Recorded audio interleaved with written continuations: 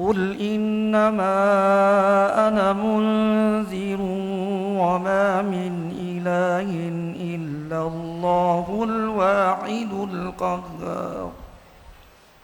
أعوذ بالله من الشيطان الرجيم. قل إنما أنا منذر وما من إله إلا الله الواحد القهار.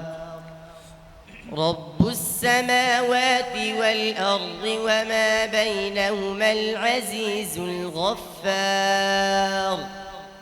قل هو نبأ عظيم أنتم عنه معرضون. ما كان لي من علم بالملأ الأعلى إذ يختصمون. إن يوحى إلي إلا أنما أنا نذير مبين. إذ قال ربك للملائكة إني خالق بشرا من طين فإذا سويته ونفخت فيه من روحي فقعوا له ساجدين. فسجد الملائكة كلهم أجمعون